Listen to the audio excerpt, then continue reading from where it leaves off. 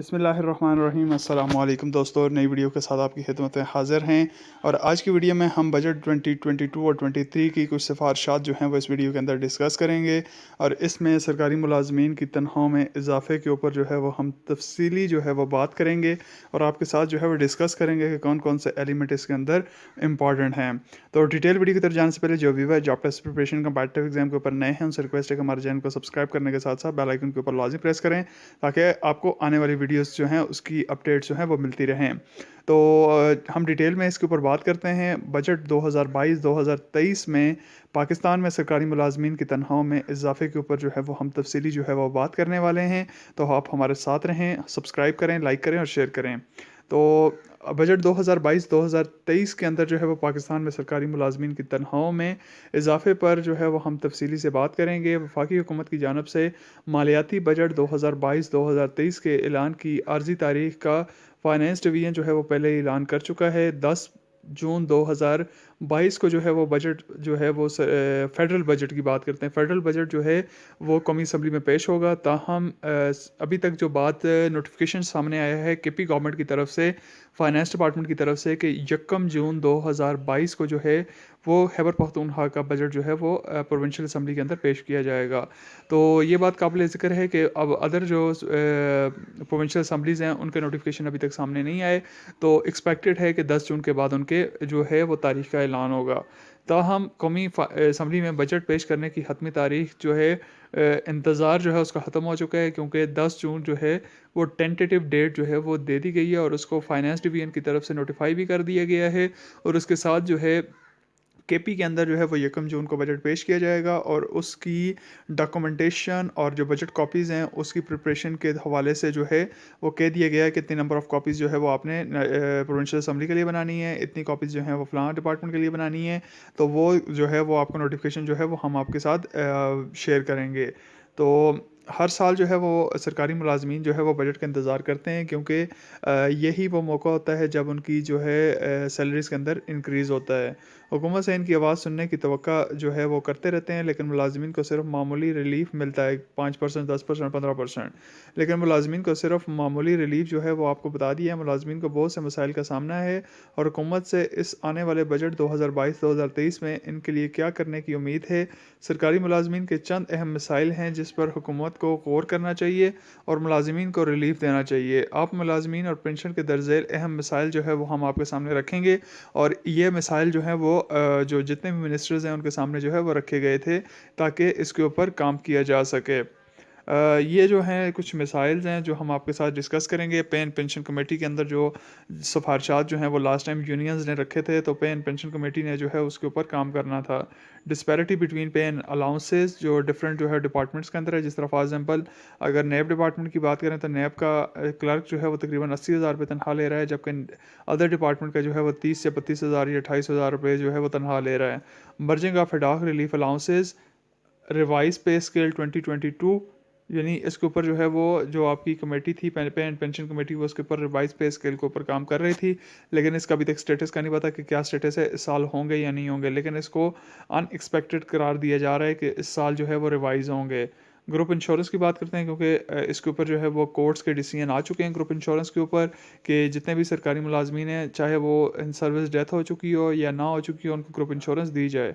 House rent allowance, medical allowance, convince allowance, upgradation of post, क्योंकि कुछ post जो है वो अपग्रेड हो चुकी हैं, कुछ नहीं हुई, तो उसके बारे में भी हम तफसील से बात करेंगे। टाइम स्केल प्रमोशन का जो है वो फेडरल गवर्नमेंट की तरफ से वज़ीर आज़म ने अप्रूवल दे दिया है, लेकिन अब तक जो है वो एस्टेब्लिशमेंट डिपार्टमेंट की तरफ से कोई भी नोटिफिकेशन नहीं हुआ। एडवांस इंक्रीमेंट और इंक्रीज इन पेंशन, इसको हम 12 पॉइंट्स को वन बाय वन डिस्कस करेंगे। सबसे पहले हम बात करते हैं पे एंड पेंशन कमेटी की।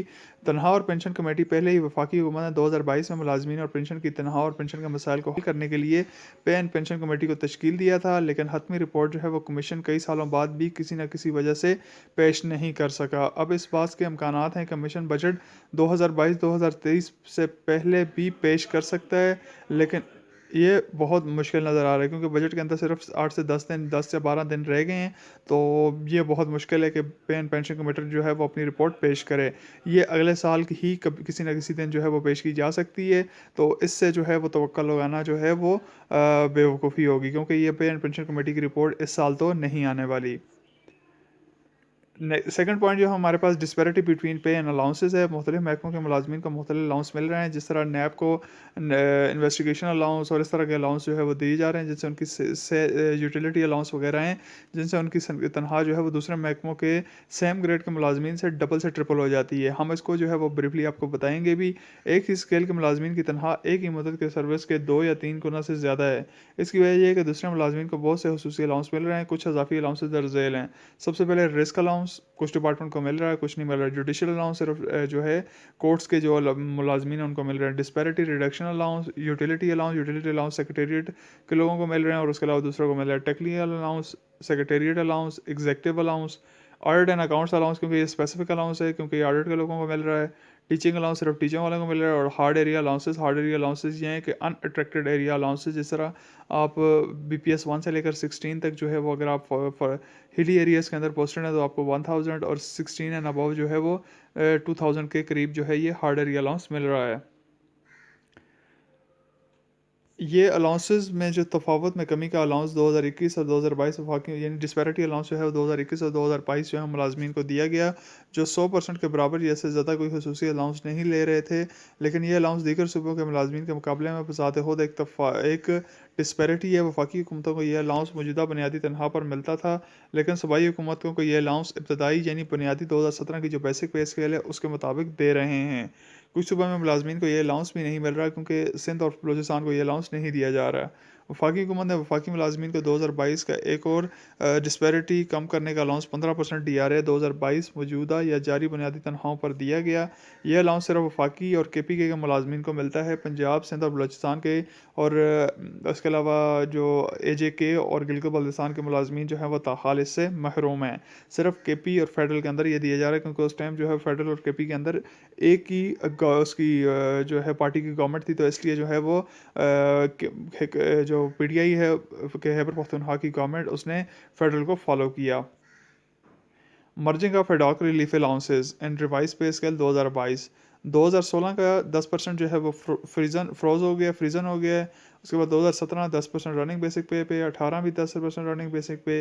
2019 में BPS 1 से लेकर 16 तक 10% और 5% जो है वो 16 एंड अबव है रनिंग बेसिक पे के ऊपर। 2011 का 10% है ऑन रनिंग बेसिक पे।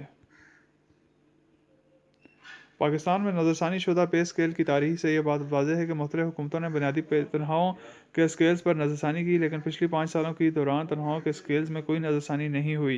ये 5 डाक रिलीफ अलाउंसेज हैं जिन्हें हुकूमत बुनियादी तनख्वाह में ज़म कर दे और 1 जुलाई 2022 से नज़रसानी शुदा यानी रिवाइज पे स्केल जारी कर दे। अगर हुकूमत नज़रसानी शुदा पे स्केल्स को मुतला करती है तो इससे सरकारी मुलाजमीन की तनख्वाहों में माकूल हद तक इजाफा हो जाएगा। ग्रुप इंश्योरेंस की हम इसमें बात करते हैं। कुछ सूबों में मुलाजमीन को रिटायरमेंट पर जो है वो ग्रुप इंश्योरेंस मिल रही है, जबकि वफाक और दीगर सूबों में मुलाजमीन इससे महरूम है। हकीकत यह है कि मुलाजमीन को रिटायरमेंट पर मुलाजमीन को बीमा की रकम वापस करनी चाहिए, जिस तरह स्टेट लाइफ इंश्योरेंस पॉलिसी की पुख्तगी के बाद वापस करती है। हुकूमत हर माह मुलाजमीन की तनख्वाह से ग्रुप इंश्योरेंस की रकम काटती रहती है, लेकिन बदकिस्मती से मुलाजमीन के ख़ानदान को सिर्फ और सिर्फ मुलाजमीन की मौत की सूरत में ये ग्रुप इंश्योरेंस की अमाउंट जो है वो मिलती है। सिंध हाई कोर्ट पहले ही इसके ऊपर जो है वो फैसला दे चुकी है कि ज़िंदा रिटायर्ड सरकारी मुलाजमीन के ग्रुप इंश्योरेंस के हवाले से फैसला जारी किया है कि, लेकिन अभी तक इसके ऊपर कोई कार्रवाई नहीं हुई, क्योंकि उन्होंने कहा है कि ग्रुप इंश्योरेंस के अंदर जो रिटायर्ड सरकारी मुलाजमीन ज़िंदा हैं उनको भी जो है वो ग्रुप इंश्योरेंस के पैसे दिए जाएँ। लेकिन इसके ऊपर अभी तक जो है वो डिसीजन नहीं हुआ फाइनेंस डिपार्टमेंट की तरफ से। हाउस रेंट अलाउंस जो है वो को उसका जो टेबल से चेक करें कि कोई भी मुलाजमीन किसी छोटे शहर में भी इतनी कम रकम में मकान किराए पर ले सकता है। जिस तरह अगर पेशावर की बात करें तो पेशावर BPS 1 से लेकर 16 तक जो है तकरीबन जो है वो हाउस रेंट की अमाउंट 8 से 10 हज़ार रुपये बनती है। तो आप कैसे एज्यूम कर लें कि पेशावर के अंदर जो है वो आप 10 हज़ार रुपये में 2 कमरों का मकान जो है वो रेंट पे ले सकते हैं। पिछली हुकूमत ने सिर्फ मुल्क के महसूस 6 शहरों में 2021 में हायरिंग रेट्स में इजाफा किया, यहाँ तक कि वो मुलाजमीन जो उन बड़े शहरों में रहाइश की खदमात हासिल नहीं कर रहे वो नीचे की शहरों पर HRA हासिल कर रहे हैं, और इन शहरों में किराए के मकानात कम अज़ कम नर्ख के ऊपर 10 से 40 हज़ार तक हैं। एक मुलाजिम इस रकम में मकान कैसे किराए पर ले सकता है? इसे अपने ख़ानदान के लिए रहाइश का इंतज़ाम करने के लिए इजाफी काम करना पड़ता है। हुकूमत हाउस रेंट अलाउंस में भी इजाफा करें। नई शरह जो है वो नज़रसानी शुदा बुनियादी स्केल्स के इब्तदाई 45% पर होनी चाहिए। HRA में इजाफे से सरकारी मुलाजमीन की तनख्वाहों में भी इजाफे का इजाफा जो है वो एक्सपेक्टेड है। मेडिकल अलाउंस के बारे में बात करें तो मेडिकल अलाउंस की शरह जो है वो डिफरेंट जो है शरह के ऊपर मुलाजमीन को मिल रहे हैं। BPS 1 से लेकर 16 के मुलाजमीन को 1500 सिर्फ मेडिकल अलाउंस फी महीना के तौर पर, जो कि एक छोटे हस्पताल में सिर्फ डॉक्टर के चेकअप की फ़ीस है। अद्वियात, TB टेस्ट और दीगर का जो है वो क्या होगा, सिर्फ इसके ऊपर जो है मेडिकल फ़ीस सिर्फ वन टाइम जो है उससे हो रही है, और हुकूमत जो है इसको कम अज़ कम जो है वो 5000 के ऊपर मुकर्रर करे। BPS 16 एंड अबव का जो है वो 5000 पर मंथ है, जो भी एक ज़रा सा ज़्यादती है, क्योंकि 5000 से सिर्फ अपना महीने का इलाज नहीं हो सकता, तो फैमिली का कहाँ से होगा। तो इन स्केल्स पर भी नज़रसानी की ज़रूरत है।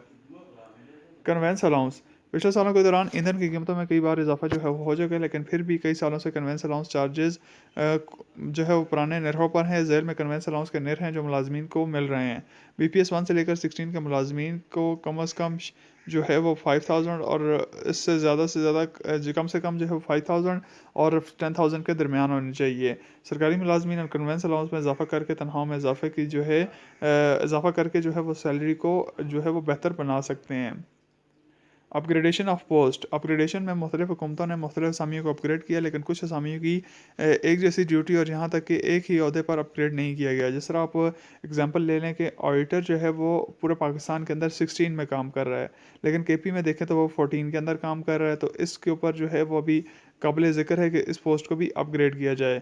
इसकी अहम मिसालें जो है वो LDC, UDC असिस्टेंट वगैरह हैं, लेकिन इसके अलावा जो है वो हम आपको बताते चलें कि ऑडिटर, लोकल फंड ऑडिट के अंदर जो है वो ऑडिटर BPS 14 की सीट है, जबकि यही local fund audit Punjab, Sindh, Balochistan, Gilgit Baltistan और कश्मीर के अंदर जो है वो ऑडिटर 16 के अंदर काम कर रहा है, और सेम पोस्ट है, सेम नेचर ऑफ वर्क है, और सेम जो है वो क्वालिफिकेशन होने के बावजूद जो है वो यहाँ पे। और इसके अलावा आप AG डिपार्टमेंट को देख लें, AG में ऑडिटर जो है वो सेम क्वालिफिकेशन के ऊपर 16 पे काम कर रहा है। तो इस तरह जो है वो हुकूमत को चाहिए कि मुख्तलिफ असामियों को अपग्रेड करे जो अभी तक इससे महरूम है। Time scale promotion, time scale promotion में भी मुलाजमीन का हक है वो किसी हद तक मुंतकिली का मुतबादल हो सकता है। 2001 के नजरसानी शुदा पे स्केल में मुलाजमीन की मुंतकिली जो है वो बंद कर दी गई है। लाइब्रेरी असिस्टेंट एक मिसाल है। यह गरीब मुलाजमीन BPS 7 में अपनी तमाम तर सर्विस में रहते हैं। ऐसे मुलाजमीन को बिलखसूस और बिलअमूम दीगर अहदों पर टाइम स्केल दिया जाए। अब जो फेडरल गवर्नमेंट ने दिया है कि कम अज़ कम जो है फर्स्ट टाइम पे स्केल जो है वो 8 साल बाद, दूसरा पहला 10 साल बाद, दूसरा 8 साल बाद और तीसरा 6 साल बाद के बाद जो है वो टाइम स्केल प्रमोशन देनी चाहिए, और इसका अभी तक जो है वज़ीर आज़म ने अप्रूवल दे दिया है। इस्टेब्लिशमेंट डिवीजन ने अभी तक इसका नोटिफिकेशन नहीं किया, तो इस तरह जो है वो सूबों को भी टाइम स्केल प्रमोशन जो है वो दे देनी चाहिए। एडवांस इंक्रीमेंट की बात करते हैं। एडवांस इंक्रीमेंट हुकूमत ने 1 दिसंबर 2001 से एडवांस इंक्रीमेंट रोक दिए हैं। जिन मुलाजमीन के पास किसी खास मुलाजमत के लिए ज़रूरत के बजाय आला काबिलियत थी, उनकी आला काबिलियत की बुनियाद पर इजाफी इंक्रीमेंट मिल गए। मैंने पहले ही आला काबिलियत पर पेश की इजाफे की तफसीलात शेयर की थी। हुकूमत इन एडवांस इंक्रीमेंट को भी बहाल करे।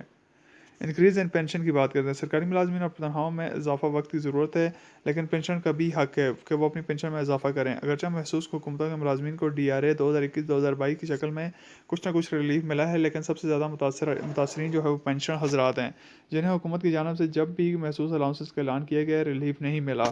पेंशन को सबसे ज़्यादा मुश्किलात का सामना करना पड़ता है। हुकूमत को अब पेंशन के लिए पेंशन की कम अज़ कम और रकम 20% से बढ़ाकर 30% कर देनी चाहिए।